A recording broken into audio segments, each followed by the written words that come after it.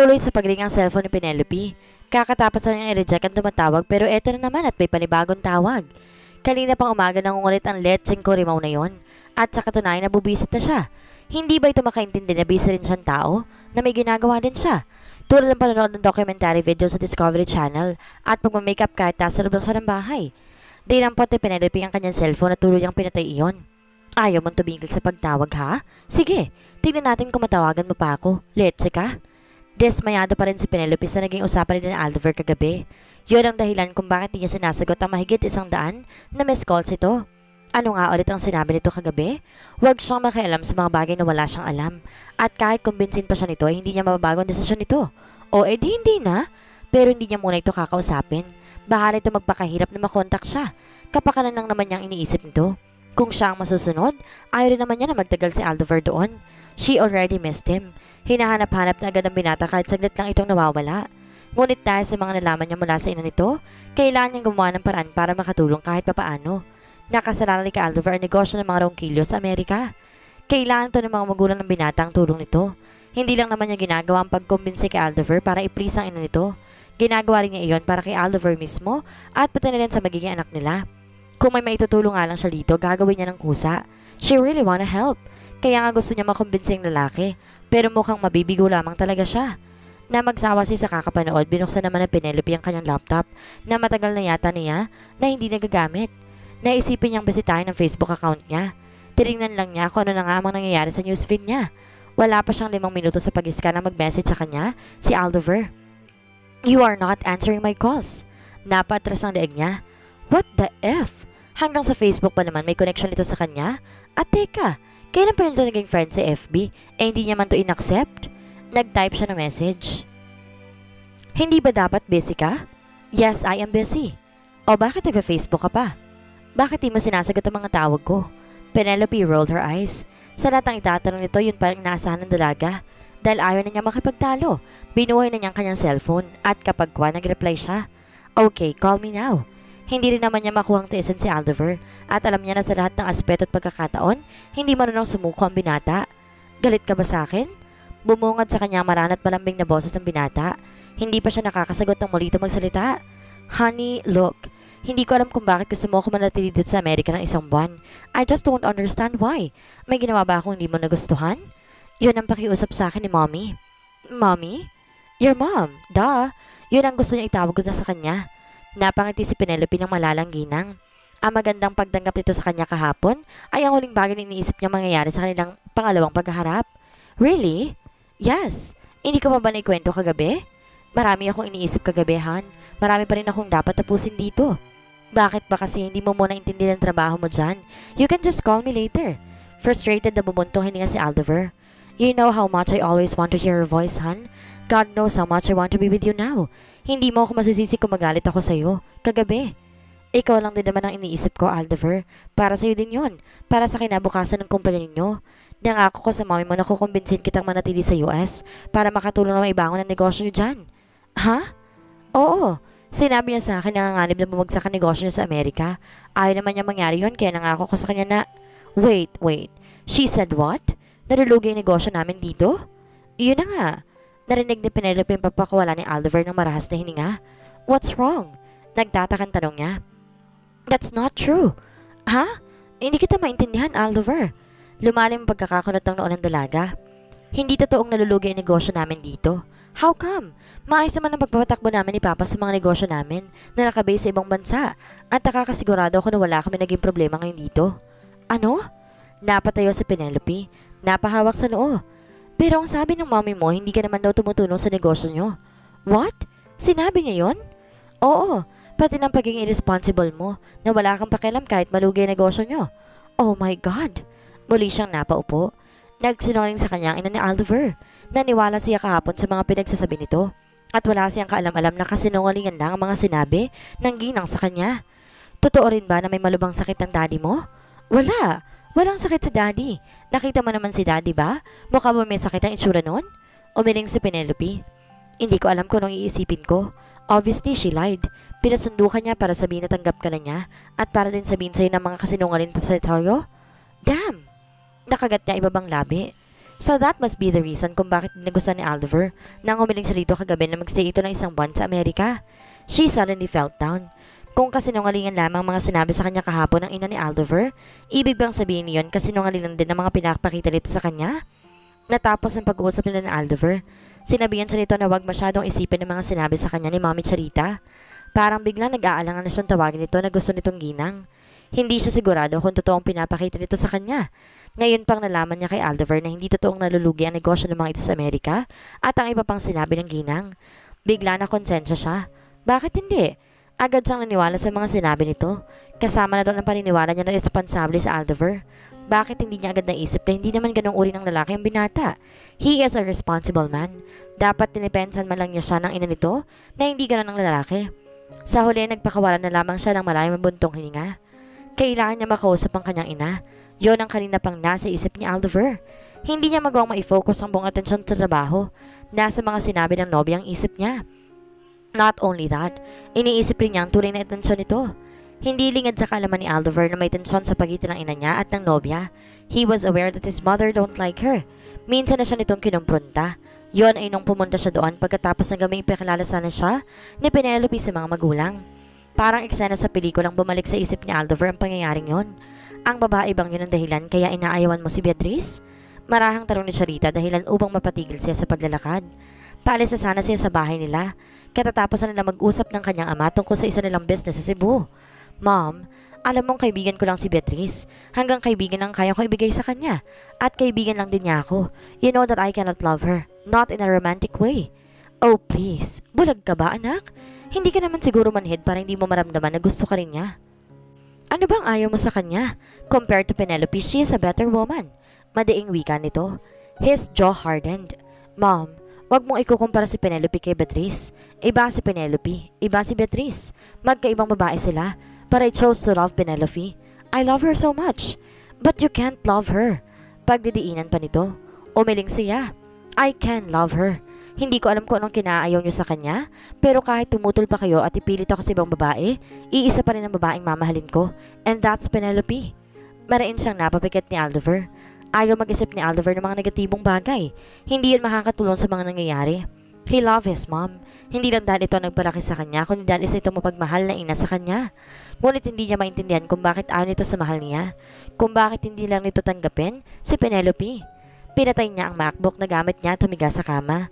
Hinagilap niya ang cellphone at takmang tatawagan si Penelope nang maalala niyang tulog ito sa oras na iyon. Ibababa na sana niya iyon ang biglang magring iyon. Mabilis na sinagot ni Oliver ang tawag. Beatrice? Nakatayo si Roselda sa labas ng cottage na inuupahan nila na milisyo at pinanonood niya ang pagkislap ng tubig sa ilalim ng buwan. Nakakatuwang pagmasdan ng mga nagkikislapang bituin habang tinatangay ng malamig na simoy ng hangin ng kanyang buhok. Tamang desisyon ni Melisha na magbakasyon muna sa Batangas. Nandoon sila ngayon sa isang resort sa Nasugbu, Batangas. Napag-isipan ni Melisha na wag muna silang umuwi sa Palawan. Balak pa nila na bisitahin ulit si Penelope. Kailangan pa rin nilang kausapin ang anak. Mariin siyang napapikit ng malalang huling naging pag-uusap nila nang bumisita sila ni Melisha sa bahay nito. Hindi naging magandang resulta noon at hindi rin niya nasagot ang tanong nito dahil natatakot siya, nangangamba. Mukhang malalim ang iniisip mo. Nahigit niya ang hininga, malalim at mabigat. Hindi ko lang maiwasang isipin ng anak natin. Paano kapag nalaman niyang totoo?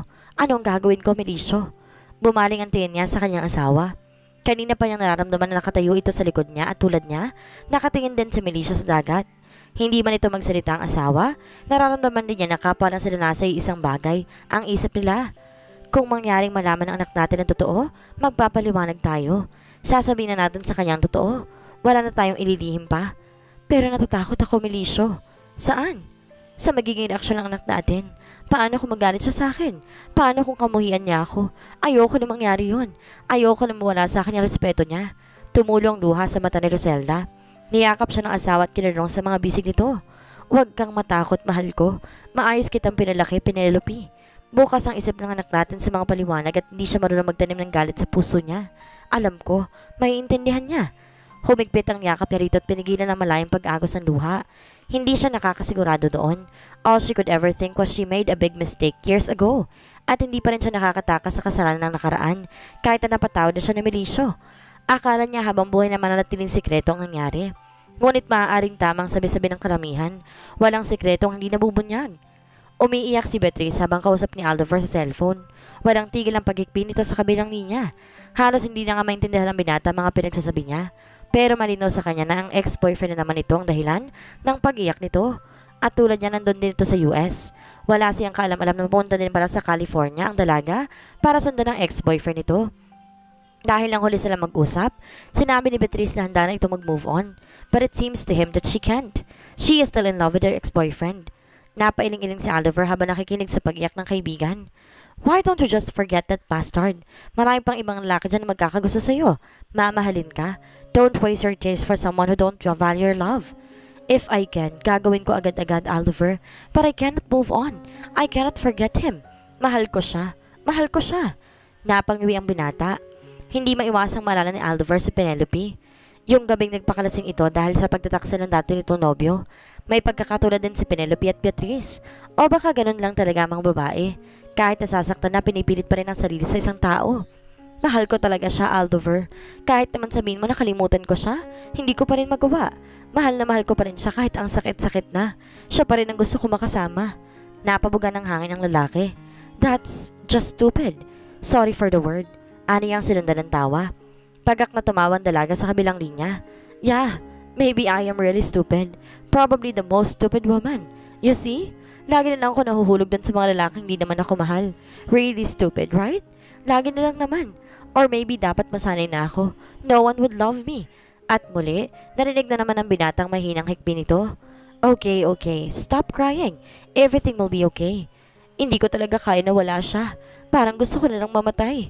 No, don't say that. Just stay calm, okay? Bumaba siya sa kama. Wait, nasan ka ba? May narinig siyang music at ingay sa background. Nandito ako sa bar. Tinanong ni Aldover kung saan bar naroon si Beatrice. Sinagot naman siya ng dalaga. Pupunta ako dyan. Hintayin mo ako. Hindi niya pwedeng pabayaan na lamang kaibigan. She is depressed and heartbroken. And she needs a friend right now. Baka kung ano pa mangyari dito kung maisipin ito magpakalasing ng husto. Naabutan ni Aldover ang dalaga na may kausap na lalaki. Halatang halata sa mukha ni Beatrice ang pagkakalasing. Mukhang kanina pa ito nagpapakalunod sa alak. Mabibilis ang hakbang na lalapitan niya ito. Beatrice! Napabaling ito sa kanya. Ilang segundo itong tumitig sa kanya. Parang kinikilala pa siya ng kulay asul ng mga mata ng dalaga. And then, she smiled. Aldover? Oh my, you're really here. Bigla-bigla tinalikuran nito ang kausap ng lalaki at sinugod siya ng yakap. I thought you're just kidding me. Talaga palang nandito ka. God, you are so gorgeous, darling. Parang kidat na lumagas na sa kanyang dugo ang pagkailang at pagkaasiwa sa pagkakapulupot ng braso nito sa leeg niya. Magkalapit na magkalapit ang mga mukha nila. Aldover could smell alcohol on her breath. Dahil magkalapit ang kanilang mga mukha, kitang-kita niya kung paano kilalat ang mga ito. Ang luha kanina na magandang pagkakalapat na makeup sa mukha ng kaibigan. Bahagya pa siyang kumalas sa pagkakayakap nito. Hinawakan niya ito sa magkabilang braso. Are you okay? She laughed bitterly. Of course. Ako pa? Okay, tayo na. Ihahatid na kita sa bahay ninyo. Alam niya kung saan ang bahay ng mga ito sa California. Tuwing kasama niyang ina tuwing nagbabakasyon sila sa US, bumibisita lang sila sa mga ito. Nakatawang inihampas niya sa balikat. Ano ba, Aldover? Kararating mo lang, ihahatid mo na agad ako pa uwi? Let's party. Minsan lang to. No, aalis na tayo. May trabaho pa ako bukas. Seriously? Bakit puro na lang trabaho? You should have fun sometimes. I-enjoy mong pagiging binata mo. Ano ba? Hindi niya ito pinakinggan. Hinawakan ito sa braso at hindi na palabas. Dahil lasing-lasing ng dalaga, hindi na ito pumalag o tumutol. You are such a killjoy, you know? Nakangusong reklamo ni Beatrice na nasa loob na sila ng taxi. Bigla kang darating and then uuwi din agad. Hindi sumagot si Aldover. Beatrice was a spoiled brat. Gusto nitong nasusunod ang lahat ng gusto nito. Isang himala na bigla nang hindi ito tumutol nang hilahin niya ito palabas ng bar. Nakatulog na si Beatrice sa balikat niya na makarating sila sa magarang mansyon ng mga ito. Alam niya na mahihirapan siya kung gigisingin pa niya ito. Binuhat na lang niya ito hanggang sa kwarto nito. Nakasalubong pa niyang mayordoma ng bahay at ginitian lamang siya. Dahan-dahan nilapag ni Aldover ang dalaga sa kama nito. Buong akala niya mahimbing na ito natutulog. Ganoon na lamang ang gulat niya nang biglang pumulupot ang isang braso nito sa batok niya. At kasunod niyon nakaramdam siya ng paglalapat ng labi nito sa kanyang labi. Namilog ang mata ni Aldover. Parang yelong bumuhos sa katawan niyang binata ang halik ni Beatrice at naitulak ito nang hindi sinasadya. Holy! Why did she kiss him? Napagkamalan ba siya nito ng dati nitong nobyo? Napamura siya sa isip. Aldover, why? Naningkit ang mga mata ni Beatrice habang nakatingin sa kanya. Why don't you kiss me? Marahas na nahigit ng binatang hininga. I can't kiss you, Beatrice. Hindi pwede. Hindi maaari. She bit her lips seductively as her blue eyes stared at him with desire. Why not? Hindi ka ba nasasarapan? Nanlaki ang mga mata ni Aldover at tumistansya sa dalaga. No, we're friends. Just friends, Beatrice. Ano bang pinagsasabi nito? Epekto lang ba yun ng mga ininom nito? Maybe. Hindi naman to magsasalita sa kanya ng ganoon kung hindi ito lasing. Ngunit nagulat si Aldover nang biglang tumayo si Beatrice at sampalin siya nito sa pisngi. Ramdam niya ang pagguhit ng kulay sa mukha niya. How dare you? Galit na sigaw nito. After all these years, ikaw lang tayong lalaking minahal ko. Nabigyan ko ng atensyon. Naghintay ako ng matagal para lang mahalin mo at ngayon, sasabihin mo magkaibigan lang tayo? How dare you, Aldover? Bumakas ang pagkarito sa mukha ng lalaki. What are you saying? What I'm saying is, manhid kang hayop ka. Dumagundong sa loob ng silid ng dalaga ang boses ito, na puno ng galit. Sa tinigal-tagal natin magkakilala, hindi mo pa rin nararamdaman na gusto kita. How dare you ignore my feelings? Ikaw lang minahal ko pero dinagpuan dumaan sa maraming heartbreaks dahil sa pag-iinara mo sa akin. Nawala ng kulay ang mukha ni Aldover. Nanlaki ang mata niya sa pagtatapat ng babae. He was not aware kung ganun palabas na ang pinakita nito sa kanya. Buong akala niya ikakahiwalay lamang nito sa naging nobyo nito. Mukhang nagkakamali siya. She was just acting for purpose. She just pretended. Gayunman hindi niya magawang magalit dito. He inhaled sharply. I'm sorry, Beatrice. Hindi ko alam. Lumamlam ang mga mata ng dalaga at yumakap sa kanya. Alam ko may mahal ka ng iba, Aldover. Alam kong siya na ang gusto mong makasama. Pero pwede pa naman na maging parte ka ng buhay ko, di ba? Kung nagsasawa ka na sa kanya, you can try me. We can be bad buddies. You can use my body if you want to. No. Why not? May mga ganong relasyon naman, di ba? No strings attached. No commitment. Just fun. O kung gusto mo, iwanan mo na lang siya. Mas maging masaya ka sa akin. Kumawala si Aldover sa yakap ng dalaga. Hindi ako ganong lalaki, Beatrice. Hindi ako tulad ng mga lalaking ulo lang sa baba ang pinapagana. I already have Penelope and she is carrying my baby. Hindi ko siya ipagpapalit sa mga babaeng desperada. Marahas na lumagapak ang kamay ni Beatrice sa pisngi niya. Hayop ka? Umalis ka sa harapan ko. Umalis ka na. Tiimbagang na tumalikod si Aldover at malalaking hakbang na umalis siya sa lugar na iyon. You're what? Napatayo si Penelope sa upuan. Namimilog ang mga matang nakatingin kay Talia. I'm pregnant. Nakatungong pag-uulit ng dalaga sa sinabi. Her mouth parted. Ilang segundo siyang di nakapagsalita. Oh my God! Natutup niya ang bibig. Who is the father? Puro ng kuryosidad na tanong ni Penelope. Ang alam niya walang nobyong kaibigan. Wala sinababalita na naging nobyo nito. Mabigat na bumuntong hininga sa Talia. Bumuka ang bibig nito para makapagsalita. Pero walang salitang lumabas mula doon. Nilapitan niya ang nakaupong kaibigan at tinapik ito sa balikat. It's okay. Kung hindi ka nang sabihin sa akin kung sino siya, hindi kita pipilitin. It's your life. Hindi naman kita huhusgahan. I am your friend. Basta tandito lang ako para suportahan ka. Pilit nang umiti si Talia. Salamat, Penelope, ha? Hindi ko rin naman kasi inaasahan to eh. I mean, wala sa isip ko na mangyayari to kaya hindi ko alam kung anong gagawin ko ngayon. Dinig niya ang pagkabasag sa boses ng dalaga. Niyakap niya ito. I know. Huwag ka nang umiyak. Ganun talaga ang realidad. May mga bagay na dumadating na hindi mo inaasahan. At hindi mo dapat ikalungkot na may isang maliit na nilang na nabuo dyan sa tiyan mo. You should celebrate it. Being a mother is a gift from God. It's a blessing. Pero paano kung hindi mo nalulungkot? Galit si mama sa akin. Nung malaman niya kaninang buntis ako, minura niya ako. Sinabihang malandi at kung kani-kanina bumubuka ka. Namilog ang mga mata ni Penelope. Totoo? Paano niya nagawang sabihin yon? Dahil sa galit kahiya na makukuha namin, iniisip niyang sasabihin ng ibang tao. Pero hindi man lang niya inisip yung mararamdaman ko. Hindi man lang niya inisip na ngayon ko kailangan ng suporta niya. Ngayon ko siya mas kailangan bilang ina na nandyan para gabayan ako. Tuluyan ng tumulo ang mga luha ni Talia. Nakaramdam si Penelope ng awa para sa dalaga. Niyakap niya ito at pinintahan. Alam niya kung gaano kabigat ang nararamdaman nito ngayon. Ang isang taong masigit na inaasahan nitong dumantay sa sitwasyon nito ngayon ay ang siya pang mas lalo magpapabigat sa nararamdaman nito. In some ways, nakaka-relate siya sa kaibigan. Yun din ang nararamdaman niya nang sabihin sa kanya ng ina na hiwalayan si Aldover. Hindi lang niya masyado nakita, pero bumigat ang dibdib niya. Bakit ito hihilingin ng isang bagay na magbibigay sa kanya ng sakit? At bakit kung sino yung mga inaasahan mong susuport at iintindi sa'yo, sila pa yung mga taong mas magpaparamdam sa'yo na wala ka makakapitan? Tumahan ka na, Talia. Magiging maayos din ang lahat. For now, maging positive ka muna sa lahat ng bagay. Huwag mong isipin yung mga negative na bagay. Hindi yun maganda para sa baby. Hinaplos niya ang buhok nito. Sumisinghot at tumango ang dalaga. Maganda rin siguro kung hindi mo na ako tutuloy sa amin. Paano ka? San ka titira? Kung gusto mo sa bahay ko muna ikaw makituloy. Pagmamagandang loob ni Penelope. Nasa tapat lang din naman ng bahay niya ang bahay ni Aldover. Kaya kapag dumating ng lalaki doon siya tutuloy. Malaki na rin ang tulong sa kanya ni Talia. Yung mga gawain niya ginagawa na rin ito kaya't sobra-sobra ang pasasalamat niya sa kaibigan. Umiling ito. Salamat Penelope pero hindi na. Nakausap ko si Cathy. Sa kanila muna ako makikituloy habang nagpapalamig ako. Her mouth parted. Ha? Si Cathy bang ama? Sa kabila ng pinagdadaanan ng dalaga, nagawa pa nitong matawa. Nge, ano ka ba naman Penelope? Siyempre hindi no? Sure ka? Oo naman, hindi kami talo ni Cathy. Type din siguro yun ng ama yung baby ko eh. Nakita niya ang pagdaan ng lungkot sa mukha nito. Gusto man niyang usisain kung sino talagang ama ng dinadala nito, mas pinili na lang niyang manahimik. Wala siya sa pwesto para magtanong. Isa pa mabait si Cathy sa akin at mapagkakatiwalaan ko siya tulad mo Penelope. Pero nakakasigurado ako sa hindi talaga siyang ama ng baby ko. Napangiti si Penelope. Oo na, nagbibiro lang naman ako eh. Gusto mo ba na magpatuloy dito sa restaurant? Baka kasi hindi mo na kayanin eh. Pwede bang magtrabaho muna ako dito? Kailangan ko pa rin kasing kumita eh. Wala pa naman ako masyadong ipon. Kaya ko pa naman na magtrabaho. Sige, basta magsabi ka lang sa akin kung may problema ka ha? Kung may kailangan ka, pwede mo akong lapitan. Nandito lang ako, okay? Maluhalo ang yumakap sa kanya sa Talia. Maraming salamat talaga, Penelope. Napaaray si Penelope nang maramdaman niya ang paghapos ng init sa balat niya. Napasang binitawan niya ang takore at hinipan ang bahagi ng taklasihan ng mainit na tubig. Hindi niya alam kung bakit di siya makatulog ng maayos. Maya't maya siya nagigising kahit na pinipilit niyang makatulog na mahimbing. Hindi na siya nakatiis at bumangon na lang siya para magtimpla ng gatas.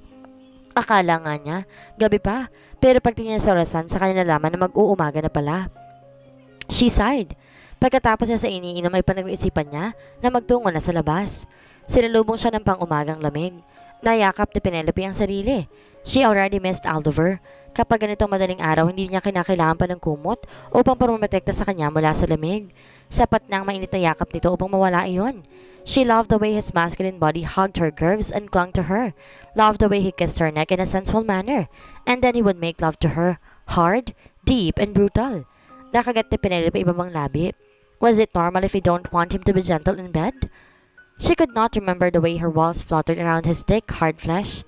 The way he rammed into her and made her feel like a goddess. Pawisan ng mga katawan habang nasa ibabaw ng kama at nagtatampisaw sa mainit na sandali.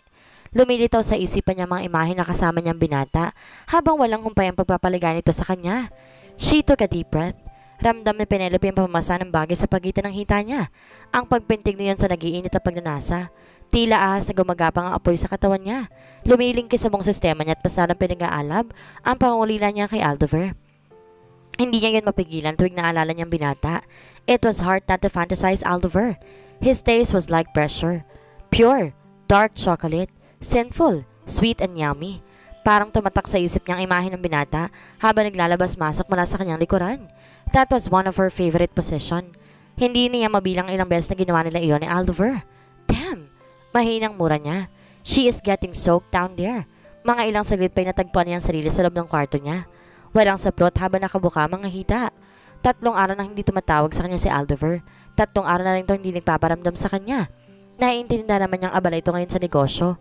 Malinaw sa kanya ang bagay na iyon. At sa tingin niya mabuti iyon para hindi siya masanay na lagi itong nakakausap.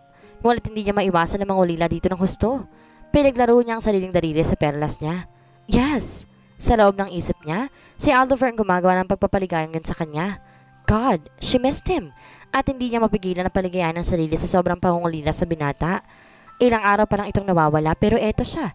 Tila isang babaeng halos isang dekada nang hindi nakakatikim ng ligaya. But damn, she needed this. She needed the fire and the heat and the pleasure.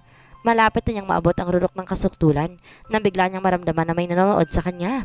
Binuksan niya ang kanyang mga mata at nakita niya ang mga asul na mga mata na seryosong nanonood sa ginagawa niyang pagpapaligay sa sarili. Sino kaya ang lalaki matamang nanonood kay Penelope?